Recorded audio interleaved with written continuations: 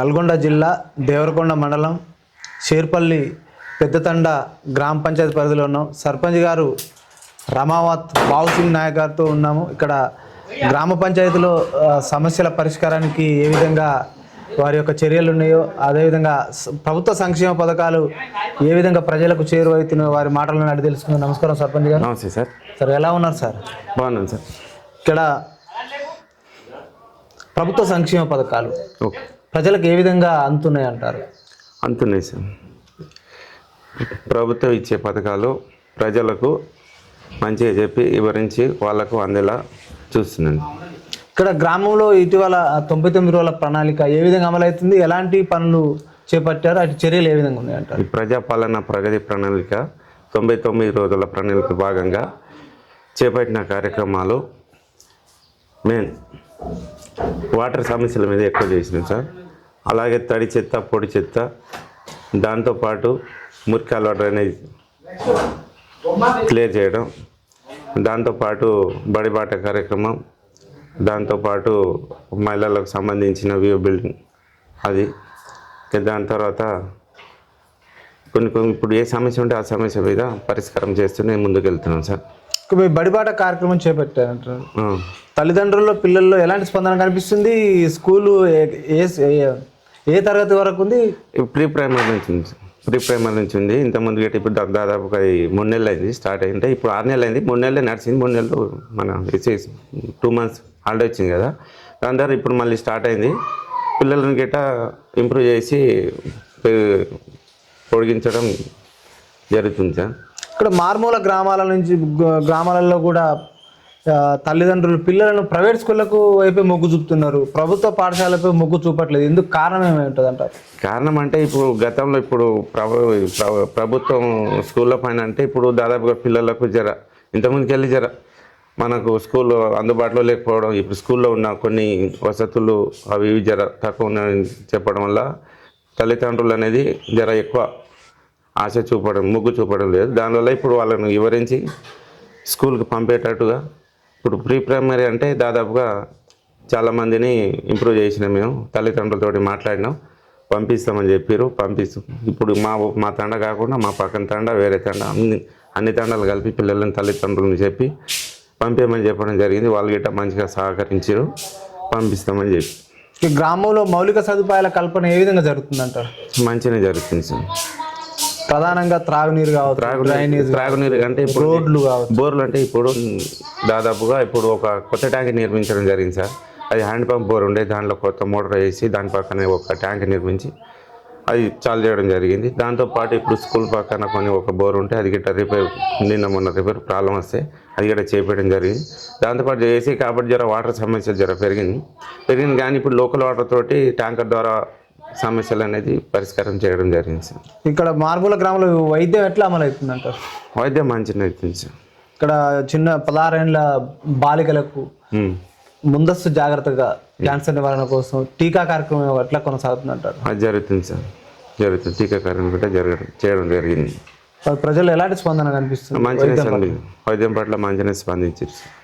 ఇప్పుడు ప్రభుత్వ సంక్షేమ పథకాలు ఏ విధంగా అందుతున్నాయి సార్. ఇప్పుడు కొత్తగా రేషన్ కార్డులు కానీ, దాంతోపాటు ఇప్పుడు ఇందిరమ్మ ఇల్లు కానీ మంచిగా జరుగుతుంది సార్. కేంద్ర రాష్ట్ర ప్రభుత్వాల నిధులు ఏ విధంగా అందుతున్నాయి అంటారు గ్రామానికి? అందుతున్నాయి సార్, మంచిగా అందుతున్నాయి. మీ గ్రామం నుంచి ప్రజా సమస్యల ఫిర్యాదులు ఎక్కువ వేటిపై వస్తున్నాయి? మీ చర్యలు ఏ విధంగా ఉన్నాయంటారు? అంటే నీటి సమస్య పైన ఎక్కువ ఉంది సార్. వాటర్ ప్రాబ్లం జరిగితే కాబట్టి పైనుంచి వాటర్ తక్కువ రావడం జరిగింది. దాని ద్వారా కొంచెం ఇబ్బంది ఉంటే ఆ వాటర్ ప్రాబ్లమ్ని మెల్లమెల్లగా సాల్వ్ చేసుకుంటే ముందుకు వెళ్తుంది. మిషన్ భగీరథ వాటర్ ఇంటింటికి రావట్లేదా? అంటే కొంతవరకు రావట్లేదు సార్. ఇప్పుడు అది పైనుంచి రాకపోవడం వల్లనే ఇప్పుడు ప్రాబ్లం అనేది పెరిగిపోతుంది. ఇంతకుముందు డే బై డే వచ్చేది, ఇప్పుడు 2 రోజులకు ఒకసారి పైనుంచి వచ్చేది. ఇప్పుడు ఏంటంటే మా ఊర్లో ఒకరోజేమో సగం అంటే కొంత ఈ సగం ఏరియాకు ఒకరోజు, సగం ఏరియాకు ఒకరోజు అట్లా నడిచేది. కాకపోతే ఇంతకుముందు డే బై డే ఒక్కడికి వెళ్ళి వచ్చేటప్పుడు అట్లా జరిగేది. 2 రోజులు 3 రోజులు, ఇప్పుడు 4 రోజులు పడుతుంది సార్ పైనుంచి రావడానికి. డే బై డే అక్కడికి రావడం వల్ల మాకు 4-5 రోజులు పెరిగిపోవడం వల్ల దాని గురించి కొంచెం సమస్య అనేది వాటర్ సమస్య ఉంది సార్. అయినా కానీ లోకల్ వాటర్ ట్యాంకర్ ద్వారా సాల్వ్ చేయడం జరిగింది. ఇక్కడ మహిళా భద్రత కోసం, గ్రామ భద్రత కోసం సీసీ కెమెరాలు ఏర్పాటు చేశారా? సీసీ కెమెరా ఏర్పాటు చేయలేదు సార్, చేస్తాం సార్. ఈ పోలీస్ డిపార్ట్మెంట్ వాళ్ళతో మాట్లాడినా వాళ్ళు గిట్ట కొన్ని సలహా సూచనలు వాళ్ళు గిట్ట చెప్పారు. దాని ప్రకారంగా మేము గిట్ట కొన్ని సలహా సూచనలు చెప్పినాం. ఆ విధంగా బాగానే ఉంది సార్. యువకులు పెడదారి పడుతున్నారు, ప్రధానంగా మద్యానికి కావచ్చు, డ్రగ్స్కు బానిసలు అవుతున్నారు. దానివల్ల వాళ్ళ జీవితాలు ఆగమడం కాదు, ప్రమాదాలు కూడా ఎక్కువ జరుగుతున్నాయి. వీటిపై ప్రభుత్వం ఏదైతే అలవి కార్యక్రమం చేపట్టిందో, అవును, మీ పోలీస్ వారి సహకారంతో మీ గ్రామంలో సభ నిర్వహించి ఎలాంటి చైతన్యం తీసుకొస్తున్నారు యువకుల్లో? యువకులని అంటే ఇప్పుడు దాదాపు మద్యం సేవించకుండా, డ్రగ్స్కు అలవాటు కాకుండా, ఈ వెహికల్ అనేది మైనర్స్ ఉన్న వాళ్ళు వెహికల్ నడపకుండా బయటకు వెళ్ళేటప్పుడు హెల్మెట్ గిట్ట ముందు జాగ్రత్త తీసుకొని కంపల్సరీగా హెల్మెట్ ధరించుకొని, దాని తర్వాత ఇంకేంటంటే ఇప్పుడు బండికి పేపర్లు అనేది ఖచ్చితంగా చేయించుకోవాలని సలహా సూచనలు చేస్తున్నాం సార్.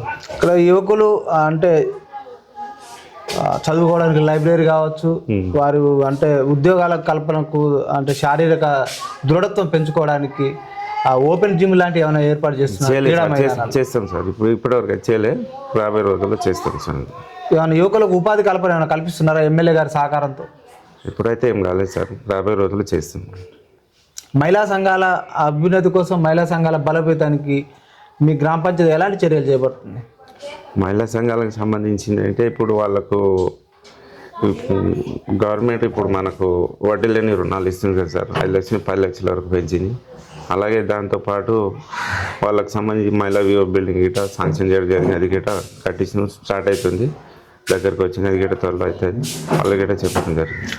ఇక్కడ ఇది గిరిజన ప్రాంతం, దేవరకొండ ప్రాంతం. ఇక్కడ గిరిజన ప్రాంతం నుంచి ప్రాతినిధ్యం వస్తున్న ఎమ్మెల్యే బాలునాయక్ గారికి ప్రజలు మా దృష్టి తీసుకొని మంత్రి పదవి ఇవ్వాలంటారు. ఇస్తే ఇంకా ఈ దేవరకొండ ఇంకా అద్భుతంగా డెవలప్ జరుగుతుందని అంటారు. మరి ఆ మంత్రి పదవికి అర్హుడే అంటారా బాలునాయక్? అర్హుడే సార్, ఖచ్చితంగా అర్హుడే. అలా ఆ పదవి వస్తే దాదాపు గిరిజన ప్రాంతాల చుట్టుపక్కల ఉన్న ప్రాంతానికి చాలా మేలు జరుగుతుంది సార్. అభివృద్ధి చాలా చెంది చాలా మెరుగైన వైద్యం, మంచి చెడు అనేది ఎక్కువ మంచిగా ఉంటుంది సార్. ఈ మంత్రి పదవి ద్వారా ఇక్కడ రూపురేఖలు మారుతాయంటారు? మారుతాయి సార్, మారుతాయి రూపురేఖలు ఖచ్చితంగా. మరి మీరు ప్రభుత్వానికి ఏమన్నా విన్నవిస్తున్నారు సర్పంచ్గా మంత్రి పదవి రావాలని? వినిస్తున్నాను సార్ మంత్రి పదవి. అంటే ఎందుకంటే ఇప్పుడు గిరిజనకి వెళ్ళి ఇప్పుడు దాదాపుగా మా దేవరకొండ నియోజకవర్గం చాలా రోజులకి వెళ్ళి ఇంతవరకు ఎవరికి రాలేదు సార్. రాలేదు కాబట్టి నా తరఫున బాలనాయక్ గారికి మంత్రి పదవి రావాలని నేను కోరుకుంటున్నాను. ఇక్కడ ఈ గ్రామంలో కొంచెం డ్రైనేజ్ సమస్య కూడా బాగా ఉన్నది. డ్రైనేజ్ సమస్య ఉంది. ఇంకుడు గుంతల కార్యక్రమం చేపట్టాలంటున్నారు. నిన్న మొన్న చెప్పారు సార్ మన గ్రామ సభలో. అది గిట్ట వివరిస్తున్నాం, ప్రజలకు చెప్పడం జరిగింది. అలాగే త్వరలో అది గిట్ట అవుతుంది. ఇక్కడ మెయిన్ రోడ్ నుంచి కూడా ఈ తండకు వచ్చే రోడ్డు ఉంది కదా, అది బాగా డ్యామేజ్ అయింది. అది డెవలప్ చేయాలని కూడా ప్రజలు మా దృష్టి తీసుకొచ్చారు. వెళ్తుంది బాలనాయక్ సార్ నుంచి కలవడం జరిగింది, మొన్న చెప్పడం జరిగింది. వాళ్ళు గిట్ట స్పందించి చేపిస్తామని చెప్పి. మీ గ్రామ పంచాయతీని ఎమ్మెల్యే గారు ఎన్నిసార్లు సందర్శించారు? ఎలాంటి అభివృద్ధి కార్యక్రమాలు చేపట్టారు ఇక్కడ? అంటే ఇప్పుడు 3 సార్లు వచ్చారు సార్, 3-4 సార్లు వచ్చారు. 4 సార్లు అంటే ఇప్పుడు ఇంద్రమల్లిలో గృహప్రవేశానికి వచ్చారు. వచ్చినప్పుడల్లా సరే మీకు ఏ సమస్యలు నా దృష్టికి తీసుకురండి, నేను చేయిస్తా, సమస్యలు ఉంటే చెప్పండి చెప్పడం జరిగింది సార్. ప్రజలకు రమావత్ బావుసింగ్ నాయక్ అందుబాటులో ఉంటున్నాడా? 24 hours అందుబాటులో ఉంటున్నాడు. ప్రజా ఫిర్యాదుల పట్ల మీరు ఎలాంటి చర్యలు చేపడుతున్నారు? అంటే వాళ్ళు చెప్పే సమస్యను బట్టి ఎమ్మటే పరిష్కారం అయితే ఎమ్మటే చేస్తుంది సార్. కొంత టైం ఉంటే టైం బట్టి చేయడం జరుగుతుంది సార్. కుక్కల బెడద కోతుల బెడద ఉంది అంటున్నారు ప్రజలు. కుక్కల బెడద అంటే కోతులు ఏం లేవు సార్. కుక్కలు అంటే ఉన్నాయి కానీ ఇప్పుడు అది గిట్ట చేపిస్తుంది సార్. బాగా రెవెన్యూ సమస్యలు కూడా ఉన్నాయి అంటున్నారు గ్రామంలో. రెవెన్యూ గతంలో ధరణి పోవడం వల్ల ఇబ్బంది జరిగింది. ఇప్పుడు భూభార చట్టం వచ్చింది. ఈ చట్టం ద్వారా మిస్సింగ్ సర్వ నెంబర్లు కావచ్చు, సాదా బైనామా పరిష్కారం ఏ విధంగా అవుతున్నాయి? ఇంతకుముందు వాళ్ళ సమస్యల మీద సాదా బైనామాలో పెట్టుకున్నారు కదా సార్. ఆ సాదా బైనామాల ద్వారా చాలా వరకు పరిష్కారం అయితే అవుతుంది సార్.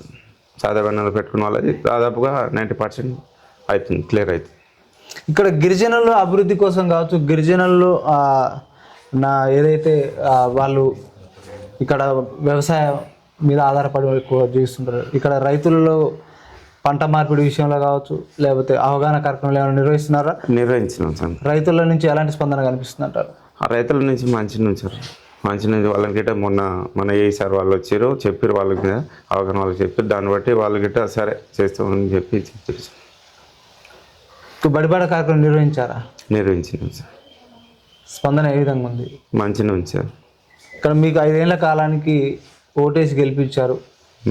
ఈ గ్రామ పంచాయతీ ఓకే. ప్రజలు. ఓకే. మీరు భవిష్యత్ ప్రణాళిక ఏముంది, మీ విజన్ ఏముంది, మీరు ఎలా ఈ గ్రామ పంచాయతీని ఆదర్శ గ్రామం వైపు తీసుకెళ్తారు? తీసుకెళ్తాను సార్, ఆదర్శ గ్రామ పంచాయతీగా తీసుకెళ్తాను.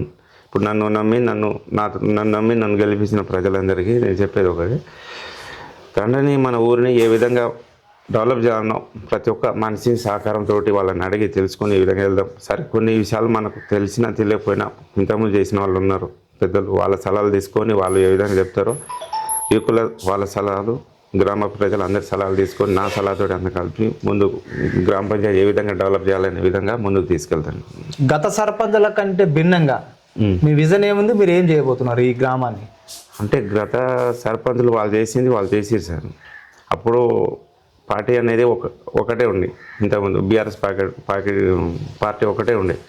ఇప్పుడు ఈ మధ్య అంటే మనం పార్టీ చేంజ్ అయింది కాబట్టి ఆపోజిట్ జర ప్రతిపక్షం గిట్ట వాళ్ళు గిట్ట కొన్ని సలహాలు సూచనలు క్వశ్చన్లు వాళ్ళు గిట్ట అడుగుతారు. వాళ్ళు చేసే దాన్ని బట్టి మనం గిట్ట ఏం చేయాలన్నా సరే చేస్తూనే ఉన్నాం. వాళ్ళు అడిగిన దానికి మనం చేసేదానికి చేసుకుంటూ వెళ్ళిపోతున్నాం.